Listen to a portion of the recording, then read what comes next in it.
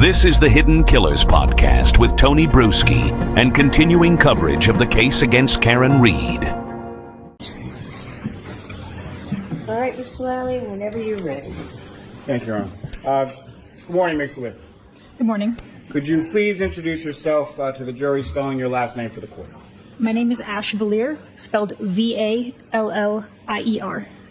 And where do you work? I work at the Massachusetts State Police Crime Laboratory. And where did you go to school? I got my bachelor degree in biochemistry and cell biology from UC San Diego and a master's degree in biomedical forensic sciences from Boston University. Now, following your education, where did you go to work from there? Directly after I got my degree at Boston University, I worked at the Broad Institute. And what did you do at the Broad Institute? I did quality control checks of items that potentially could be tested for pharmaceutical use. Now, how long have you worked at the Massachusetts State Police Crime Laboratory? A little over 6 years. Now, is the state lab accredited? It is. And by whom? ANAB. And what does ANAB stand for? It stands for ANSI National Accreditation Board. And the ANSI within the ANAB, what does that stand for? That is another acronym that I don't recall right now. Now, as part of that accreditation process, do you undergo any sort of type of proficiency testing? I do. And can you explain to the jury what that proficiency testing process consists of? A proficiency test is a test that is given from an outside agency in the discipline that you do casework in, that you would work through like a normal case, but it has an expected result at the end. And how often do you undergo proficiency testing? Every year.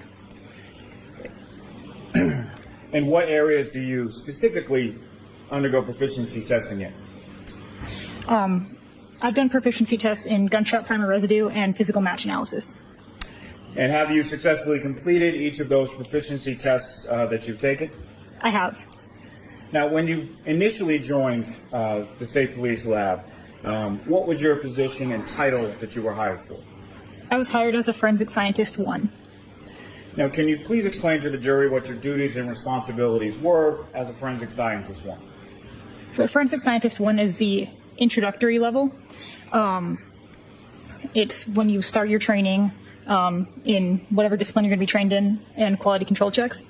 After you've been at the laboratory for over a year and you're signed off to do casework, you become a Forensic Scientist 2. And you're currently a Forensic Scientist 2, is that correct? Yes. What is the difference between a Forensic Scientist 1 and a Forensic Scientist 2 at the Massachusetts State Police Crime Laboratory? A Forensic Scientist 2 has been at the lab for over a year and can do casework. Now, just in general terms, what does the trace unit do or examine within the State Police Crime Laboratory? I'm a part of the Trace, Arson, and Explosives unit. So we analyze a wide range of pieces of evidence. So trace covers a lot of small things. So paint, fibers, glass, gunshot primer residue, physical matches. Arson covers fire debris evidence, and explosives covers explosives. Now, specifically with reference to physical match analysis, can you explain to the jury, just in general terms at first, how is that analysis performed? So physical match analysis is piecing broken things together to see if they were at once a single item. Generally, you look at the questioned item first, the item that you don't know specifically where it came from. Look at that, and then you would look at the known item, which is an item with a known source, like specifically like this window or like this vehicle. They're analyzed at separate times, and then if it looks like there could potentially be a physical match, you would analyze them together and see if they have a mechanical fit. Now, when you retrieve items just in general to do some sort of physical match analysis, where do you get those items from? We have evidence storage locations at the laboratory. And how are they typically packaged when you receive them? They can be packaged in cardboard boxes, brown paper bags, heat-sealed plastic bags. It depends on the individual items. And when you're doing this analysis as far as the physical match analysis, what do you do to your bench between your examination of separately packaged items? Before I do any analysis, I bleach my bench, clean my tools, and then put down a fresh sheet of butcher paper. And why do you do that? To make sure everything's clean. Now, again, speaking more in general terms, on what types of evidence can you perform a physical match analysis? Sorry, can you repeat the question? Sure. In general terms, with your work within the lab, on what types of items can you perform a physical match analysis? A lot. Anything that has a broken or irregular edge. Would that include glass? Yes. Would that include plastic? Yes. What are some of the other things that would also include? Any sort of like polymer, metals. And when you're doing a physical match analysis, what instruments do you utilize in the course of that analysis? Generally, I'll use a stereo zoom microscope. Depending on the size of the items compared, I can use other microscopes as well. Now, what is a stereo zoom microscope? A stereo zoom microscope is a microscope that's mounted on a stand, so it gives a wider range of view that you can look at larger items. And how are you using that specifically in your physical match analysis of, let's say, items of plastic? I'll use it to look at the edges and see if there's any defining characteristics along those broken edges. Now, as you're going through your analysis, do you document your work as you go? I do. And how do you do that? With handwritten notes and with photos. Now, at some point were you assigned to perform some work on lab case number 22-02184 pertaining to this defendant, Karen Reed? Yes. And what type of work were you assigned to do in this case? I was asked to do physical match analysis, and then later on I was asked to look at, do some trace recovery, look at some debris. And starting with the physical match analysis, how many different items approximately were you asked to look at? Over 10. Several, fair to say? Yes. Okay. And how were each of those items packaged when you received them? So the questioned items were packaged first in a large paper bag, and then each item was individually packaged in a smaller brown paper bag within that container. Now, again, just in general terms, because you've used it a couple times, when you say questioned item versus known item, as it pertains to this analysis in this case, what were the questioned items generally, and what was the known item? The question items were items labeled as coming from a road, and the known item was labeled as coming from a taillight from a vehicle. Now, in this case, did you perform your physical match analysis in the same manner that you've previously described based on your education, training, and experience within the lab? Yes. Now, initially, you had examined some various plastic and glass items, and there was a drinking straw in there as well, correct? Yes. And specifically, as far as the item numbers that you looked at in this physical match analysis, could you provide the jury with a list of just the item numbers first to start with? May I? Do you have your report with you, Mr. Webb? I do. Is there any objection, Mr. Lady, to using the report? No objection at all. So feel free to use it. Thank you. So the questioned items labeled as coming from the road were item 7-5, item 7-6, 7-8, 7-9, 7-10, 7-11, 7-12, 7-13, 7-14, 7-15, 7-16, and 7-19. And the known item labeled coming from the passenger side taillight is item 3-1. Now, Ms. Vallier, within those specific item numbers of how things are labeled at your lab, if there are different pieces associated with the same item. How is it that you labeled those specifically in this physical match analysis here? So some of the items had multiple pieces within that item. So I labeled them A, B, C, etc., depending on how many pieces there were. Now, if you could, please explain to the jury just, again, the process that you followed in your examination of each of those items. So first I looked at the questioned items, the items labeled as coming from the road. I documented the overall package because they were all packaged in the same container, the same brown paper bag.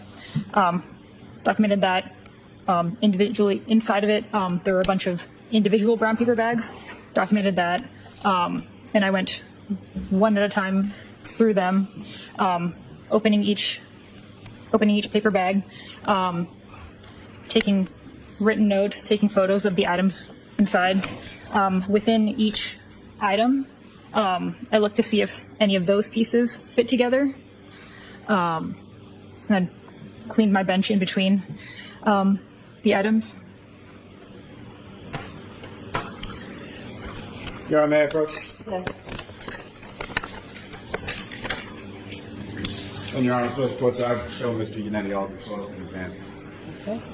Is there an objection to any of them, Mr. Mayor? Objection, Your Honor. All right, so why don't we just go ahead and mark them all as evidence? Your Honor, if I could, I was going to take them item by item. Okay, that's fine. Okay. Ms. Vallier, I'm showing you 4 photographs. You recognize those?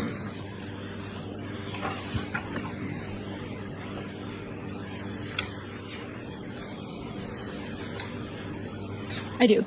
What do you recognize those to be? These are photos that I took of item 3-1. Again, what was the description associated with item 3-1? Passenger side taillight. And was that description further give sort of a specific vehicle or license plate associated with the vehicle that the taillight came? It does. Massachusetts 3GC684. And the Commonwealth will seek to introduce in the minutes the next exhibit A and D. Right, those are clear. That's why I wanted to just mark them all because they're all. That's fine. If the court prefers, I can. Right. Exhibits 170A through 170D. Can I approach with the remainder, Your Honor? Yes. If you have them in sections, we can do that.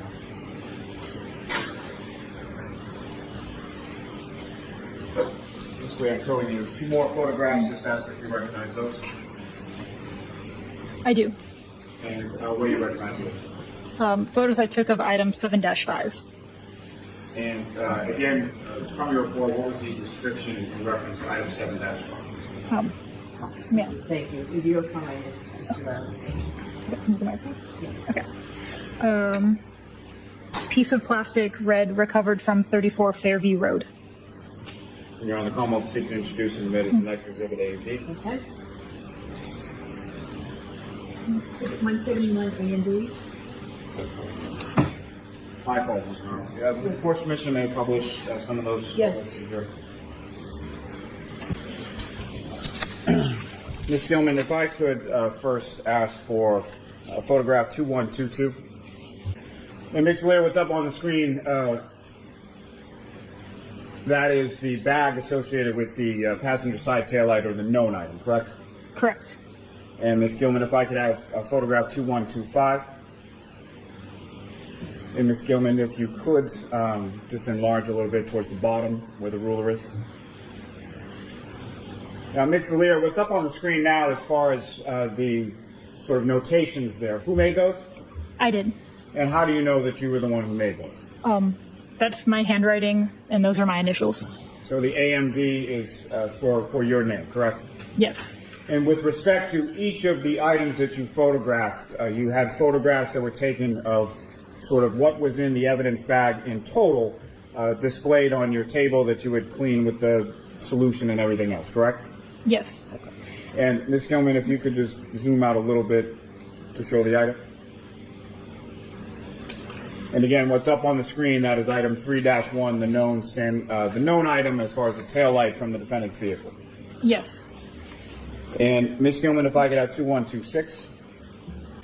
And Ms. Vallier, if you could just describe for the jury, what are we looking at in this photograph? Those are the same items, just turned over.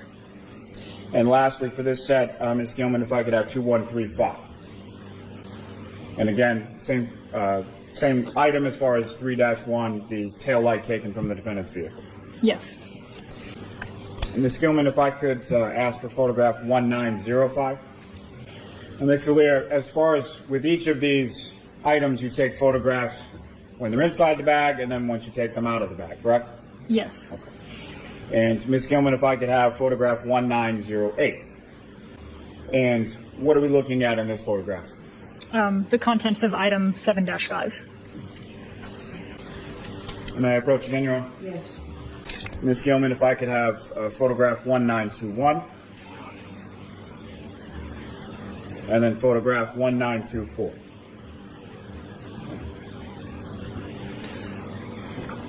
And what's depicted up on the screen is that what you just have before you as the photograph that you took of item 7-6 recovered from 34 Fairview Road. Yes. Thank you. May I approach the witness again, Your Honor? Yes. Ms. Gilman, if I could have photograph 1931 and then 1934. And Ms. Gilman, if you could zoom in just a little on those items, please.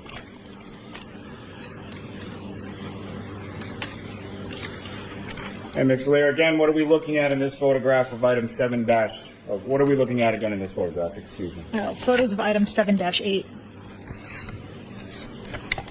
Ms. Gilman, if I could have 1958, please. And then 1962.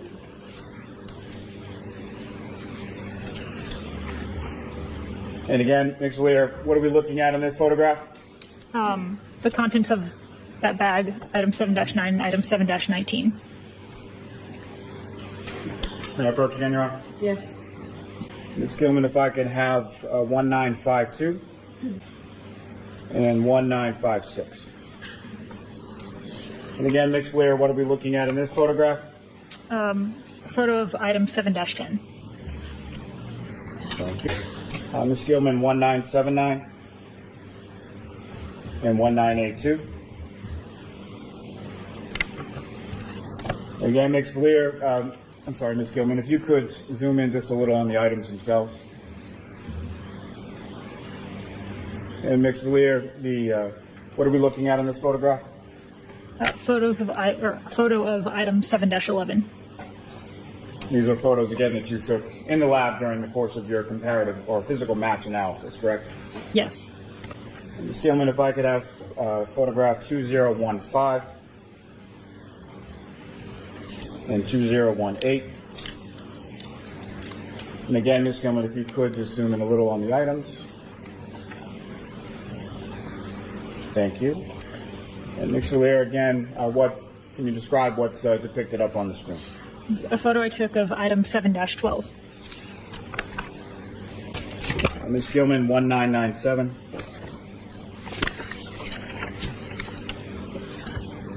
And 2000. And again, Ms. Gilman, if you could, please zoom in on the items. Thank you. And Ms. Vallier, directing your attention to the screen, can you describe for the jury what is depicted on the screen now? A photo I took of item 7-13. Ms. Gilman, if I could have 2009 and 2012. And again, Ms. Gilman, if you could zoom in on the item. And Ms. Vallier, as far as what's depicted on the screen, again, if you could describe for the jury what that is.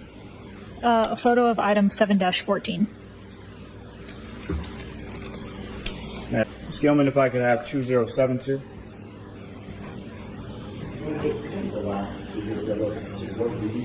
Yes. Yes. And 2077, please. Again, if you could zoom just a little as far as the items are concerned. And Ms. Vallier, what are we looking at in this photograph? Item 7-15. Ms. Gilman, if I could have 2036 and 2040. And Ms. Gilman, if you could zoom in just a little. Thank you very much. And Ms. Vallier, if you could, please describe for the jury what we're looking at in this particular photograph. This is item 7-16. Ms. Gilman, you can take that down. Now, with respect to each of these items that you examined in your physical match analysis, again, as far as the process is concerned, with the question items, what are you doing with reference to each of those question items first? First, I document them, as you've seen. I'll see if any of those within the item have a physical match with each other. And then I'll package that away and look at all the questioned items before I compare inter-questioned items to see if there are any physical matches in between all the 7 items. And as far as your notes are concerned, what is it that you're noting in reference to each of those items as far as what characteristics of the item are you taking note of? I'll note the size, the color, and the material. And what, if any, measurements do you take of each of those respective items as well? I'll take the length and width of each item. Now, with respect, starting with item 3-1, the passenger side taillight from the defendant's vehicle, sort of internally within that item 3-1, what did you conclude as far as your physical match analysis within that item alone? Within item 3-1, I believe 4 of the pieces fit together. And, Your Honor, if the witness may refer to her notes Yes. as to, thank you. Yes, four of the pieces fit together within item 3-1. And which 4 of the pieces? Pieces A, B, D, and F. And as far as the labeling of those pieces of an individual item, let's just start with item 3-1. A, B, D, and F. How are they labeled, and how do you sort of physically label those items? We have a label maker in the lab, so I'll print out the case number, the item number, and then A, B, C, and my initials, and that goes physically on each of those items, or all of those pieces. So if any of those items had a sticker on it with a letter or something associated with that, that would be something that you did during the course of your physical match analysis, correct? Yes. Now, if I could turn your attention to item 7-5, piece of plastic, red, recovered from 34 Fairview Road. What did you conclude as far as your physical match analysis just within that single item? There was no physical match noted among those 3 pieces of apparent plastic. And when you say no physical match found from the different pieces within that item, what does that mean? The broken edges of each piece did not align. So the broken edges of the individual pieces within item 7-5 did not fit together with the broken edges of pieces within item 7-5, correct? Yes. Okay. Now, with respect to item 7-6, a clear piece of plastic recovered from 34 Fairview Road, what did you conclude based on your physical match analysis just pertaining to that item 7-6? So this item was 2 pieces of colorless apparent plastic, and there was no physical match noted between those two pieces. Now, with reference to item 7-8, red and clear plastic recovered from 34 Fairview Road, what did you conclude in regard to your physical match analysis just with the pieces contained within item 7-8? So there were 14 pieces. Pieces C and D fit together, and pieces E and F fit together. And when you say fit together, is there a term of art used within your field called a mechanical fit? Yes. And can you explain to the jury what you understand that term to mean as far as what is a mechanical fit? So a mechanical fit and a physical match are the same thing. It's when the broken edges align together to show that they were once a single item. Now, if I could turn your attention to item 7-9, pieces of glass recovered from 34 Fairview Road. What were you able to conclude from your physical match analysis of just the individual pieces contained within item 7-9? So this item had 3 pieces, and no physical match was found between those. Turning your attention to item 7-10, red pieces of plastic recovered from 34 Fairview Road. What were you able, that is a single item, is that correct? Correct.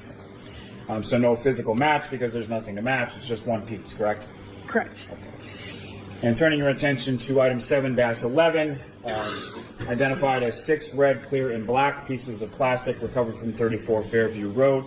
What did you conclude in regard to your physical match analysis just within those pieces contained within 7-11? So the item had 6 pieces, and there was no physical match noted among those 6. Now, turning your attention to item 7-12, which was identified as 14 pieces of glass and clear plastic recovered from 34 Fairview Road. Again, what did you conclude from your physical match analysis just from the various pieces contained within item 7-12? So there were 14 pieces overall. Pieces B, C, D, F, and K fit together mechanically as one unit. And then pieces E and I fit together mechanically as one unit. And pieces M and N fit together mechanically as one unit. Now, through your examination of these pieces in particular and other pieces as well, did you note any debris contained on the pieces that you located? Yes. And can you say anything as far as what that debris was, or was there any analysis done of that debris specifically? I just note that there was debris present, and I package it into a tin that's retained with the original packaging. Now, turning your attention to item 7-13, that was a piece of plastic, red and black, recovered from 34 Fairview Road. Is that correct? Yes. And again, just with respect to your physical match analysis of the various pieces of 7-13, what did you conclude? So that item had 3 pieces, and there was no physical match noted among those 3. And again, with reference to item 7-14, piece of glass recovered from 34 Fairview Road, that was again a single item, correct? A single piece, yes. So I'll turn your attention to item 7-15, 3 clear and 5 red pieces of plastic recovered from 34 Fairview Road, is that correct? Yes. And what were you able to conclude from your physical match analysis, again, just from the various pieces contained within item 7-15? So there were 8 pieces in this one. Pieces F and H fit together mechanically. Turning your attention to, lastly for this purpose, item 7-16, a piece of plastic, red and clear, recovered from 34 Fairview Road. What were you able to conclude from your physical match analysis just contained within the pieces of that single item, 7-16? So that item had 7 pieces. Pieces A, C, and D fit together mechanically. Now, Ms. Vallier, once you had examined each of those pieces individually, what did you do next in your analysis? Next, I compared all of the inter-questioned, these items 7-5 to 7-16. I compared them to see if there was a mechanical fit amongst those, between those items. Mr. Lally, is this a good place for our break? That's perfect, yes, Your Honor. All right, Mr. Lally, go right ahead. Thank you, Your Honor. Now, Ms. Vallier,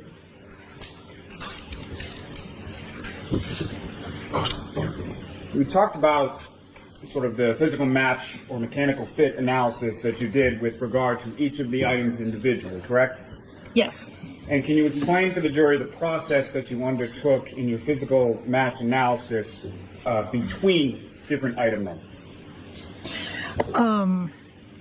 So between different items, amongst the questioned ones, I only compared the pieces that were large enough to have a label on them. Some pieces were quite small. I utilized several benches and divided them up into sections for each item, and individually pulled out all of those pieces. And then I had another bench where I did the actual comparison.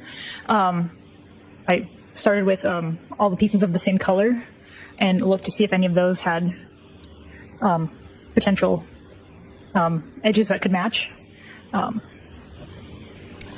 Now, with respect to items 715 and 716, did you do a physical match analysis between those two separate items? May I look at my notes? Yes. Yes.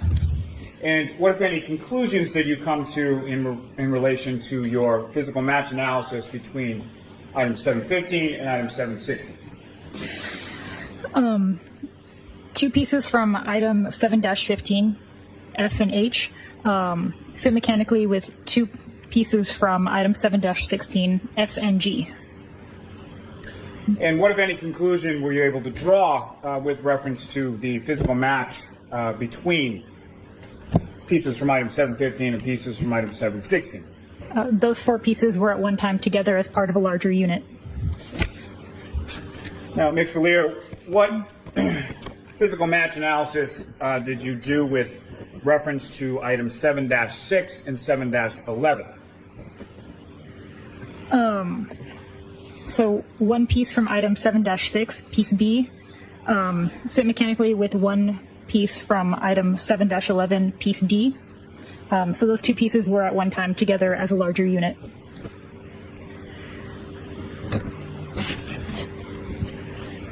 And Ms. Vallier, with reference to items 7-8, 7-9, and 7-16, what, if any, conclusions were you able to draw from any physical match analysis you did between pieces from those three items?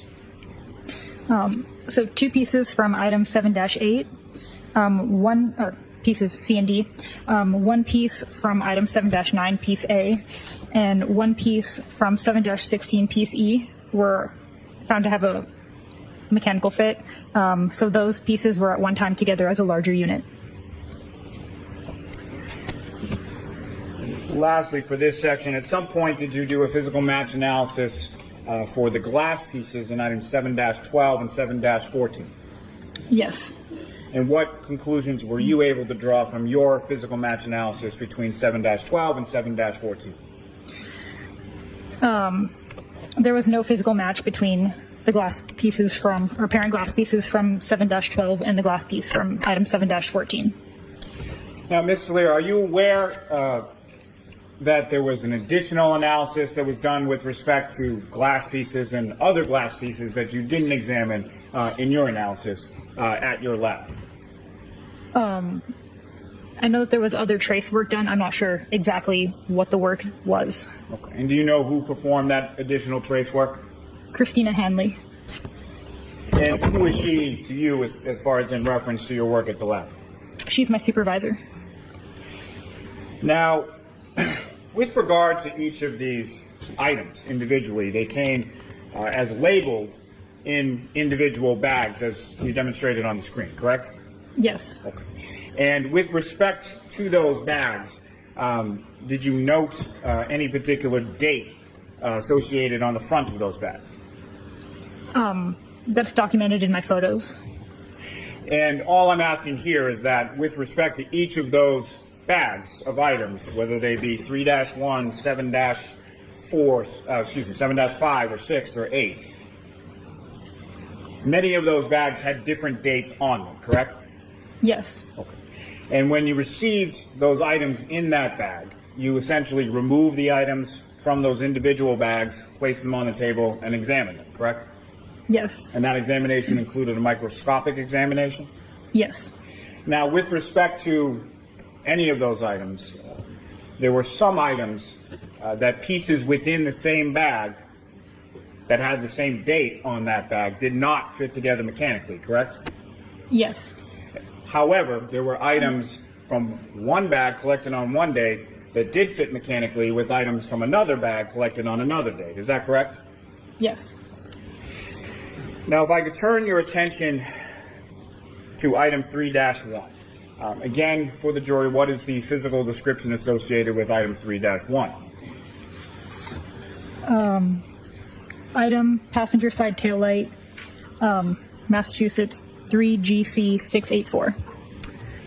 Now, did you perform a physical match analysis with pieces from item 3-1, 7-5, 7-6, 7-8, 7-10, 7-11, 7-12, 7-13, 7-14, 7-15, and 7-16? I compared them, yes. And what, if any, conclusions did you come to from your analysis, your physical match analysis between item 3-1 and all of the items beginning with the number 7? There was a physical match with, do you want me to list? If you all could, of them? please. Okay. So 2 pieces from item 7-5, 4 pieces from item 7-8, 1 piece from item 7-10, 4 pieces from item 7-11, 2 pieces from item 7-12, 2 pieces from item 7-13, 4 pieces from item 7-15, and 4 pieces from item 7-16 were found to have fit mechanically with item 3-1.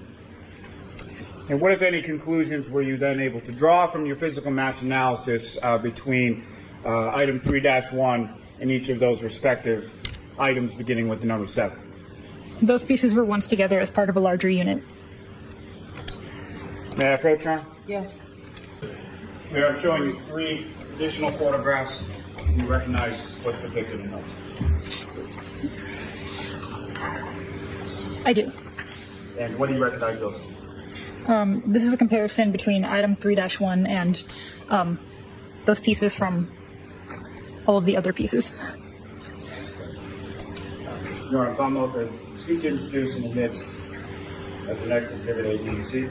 Is there any objections to them? No objection, Your Honor. Thank you. Ms. Gilman, if I could have photograph 2096. Ms. Gilman, yes. If you could even zoom in just a little bit more on the item itself. Ms. Vallier, what are we looking at in this photograph? So those pieces that I labeled from item 7- all of those, they all fit together mechanically into this piece. And as far as earlier you were testifying as far as the label maker and the different various pieces that you would label throughout the process of your physical match analysis. Do you see these in this photograph as well? I do. And where are they located with reference to the reconstructed piece above? They're those little white rectangles on the piece.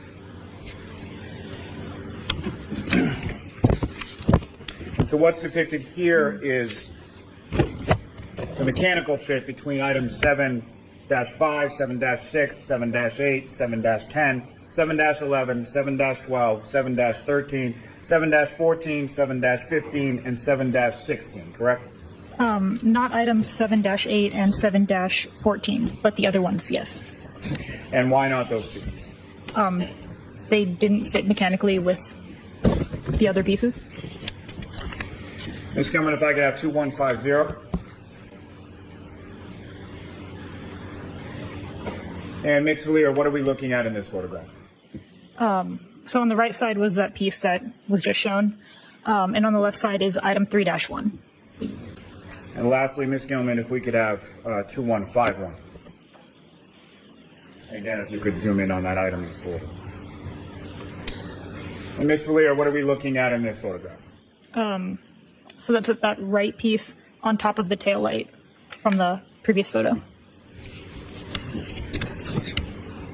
And is this the mechanical fit that you were testifying about earlier with reference to item 3-1, the tail light housing, and all of the various pieces that were found in 34 Fairview, starting with the number 7? Yes. Ms. Vallier, lastly, in reference Did you also receive some debris from John O'Keefe's clothing? Yes. And Mr. Officer, we can have the lights back on. Thank you very much. And what did you find contained within that debris from John O'Keefe's clothing? So it was 5 different items. So it was debris collected from, labeled as coming from the clothing. There was mostly debris, some apparent fibers. Are there any pieces of apparent plastic contained within the debris? Yes. Was there dirt contained within the debris? Yes. And that debris was labeled as an item 17-18.18. Was that correct? I believe so. And what is it that you did with the debris from the gray long sleeve shirt and the orange t-shirt? So those are all packaged in like glassine folds. And I looked through it and documented it. When you say you documented it, did you look at it under a microscope? Yes. So you did an examination under a microscope, is that correct? Yes. And did you measure some of those items contained within the debris? Yes. Specifically, did you measure items of apparent clear plastic contained within the debris? Yes. And what did you measure those items to be?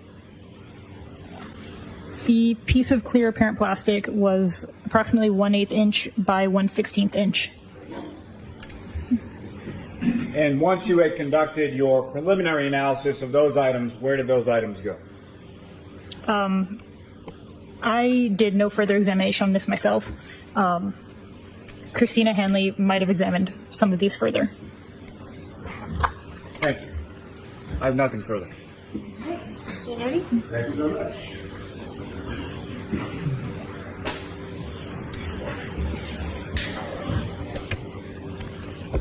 Good afternoon. Good afternoon. I'd like to first talk fairly briefly about your reconstruction of the taillight to which you've testified. At the outset, by the way, that was item 7-3.1, am I correct?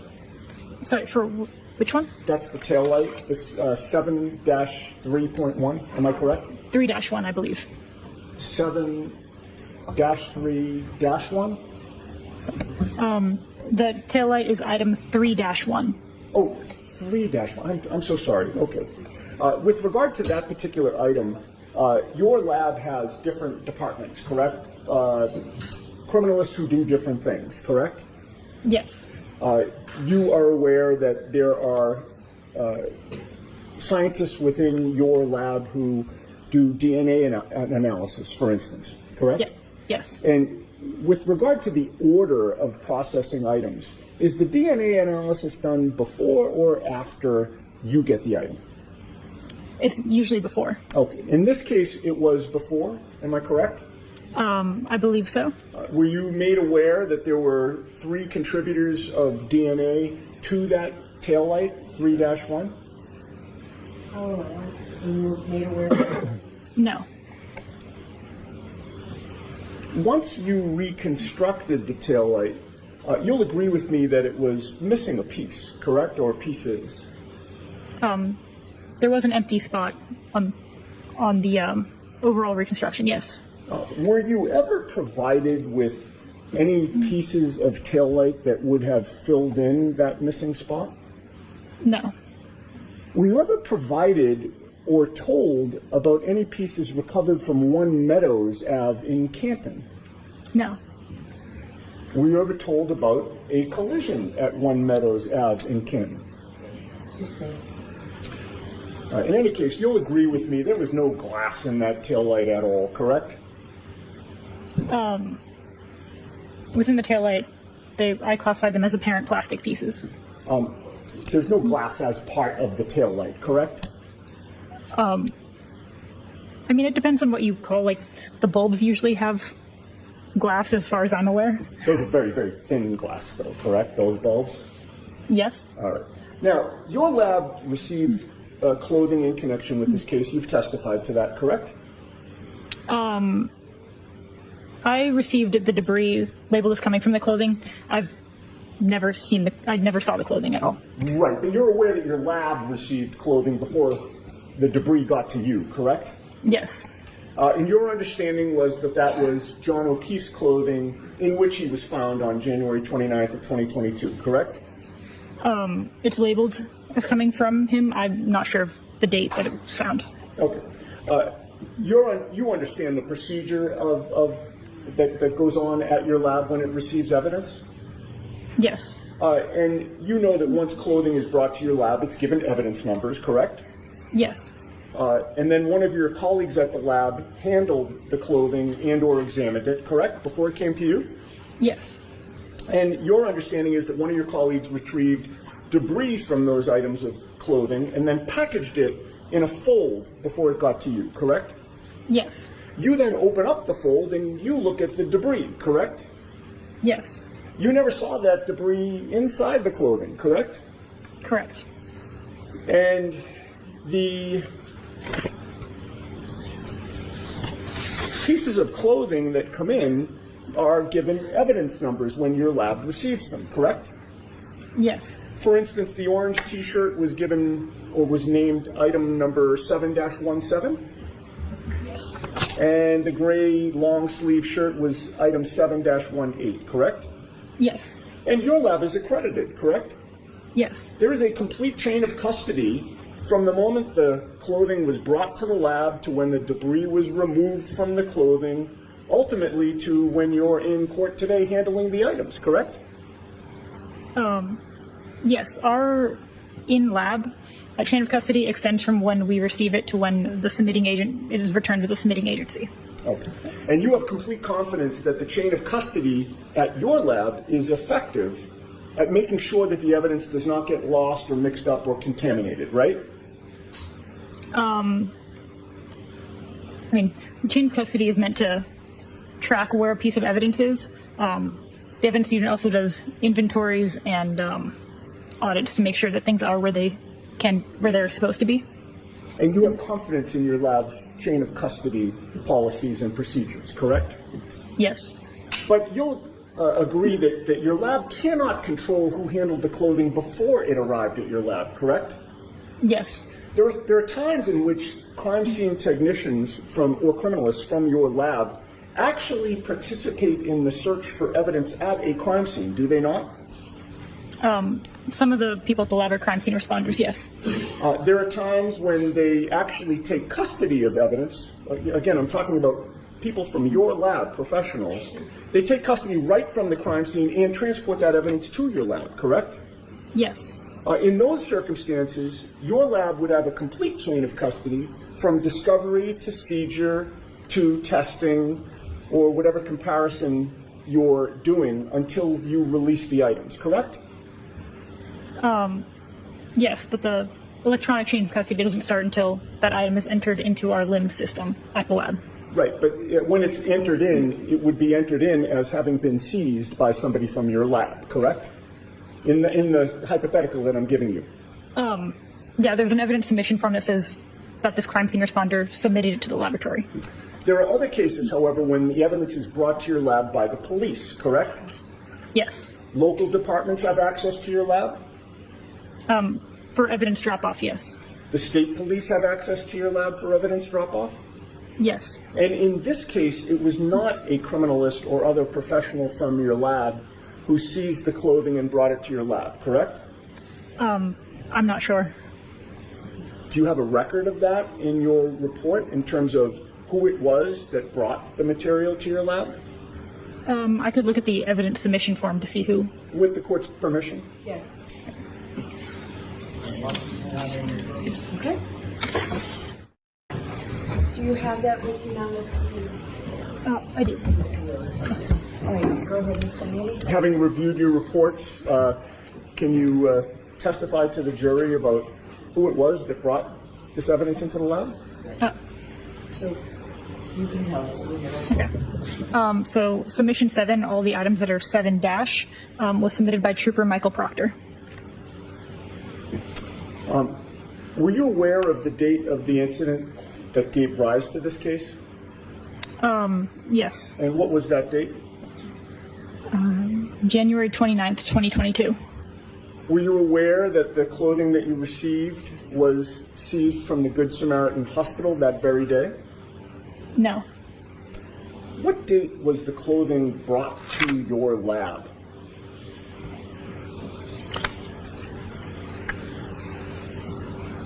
March 14th, 2022.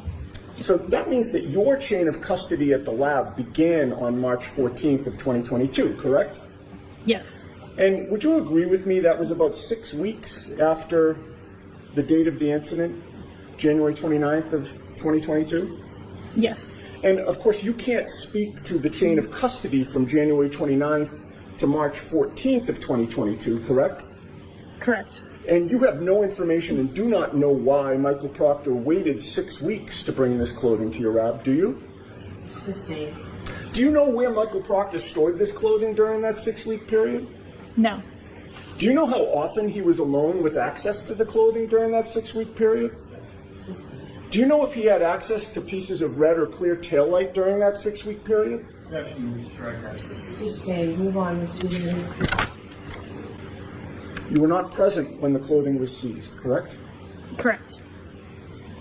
You did not have custody of this clothing from January 29th of 2022 to March 14th of 2022, correct?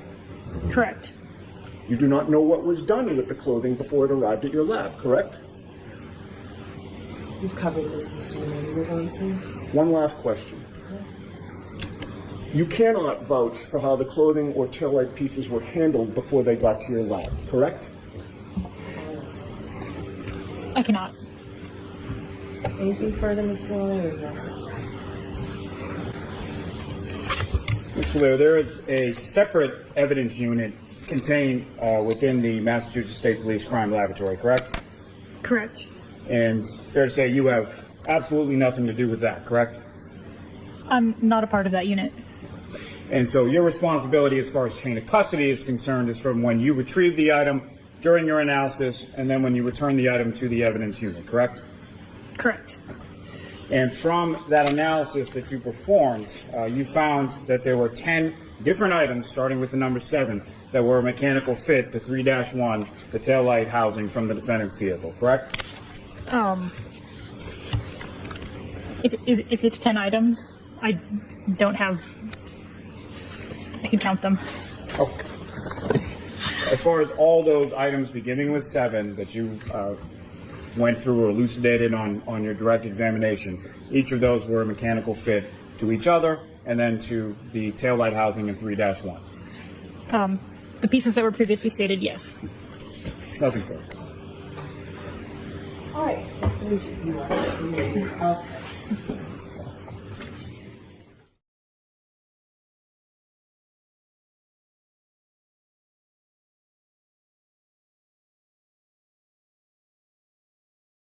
Want more on this case and others? Then press subscribe now and don't miss a moment of true crime coverage from Tony Bruschi and the Hidden Killers podcast.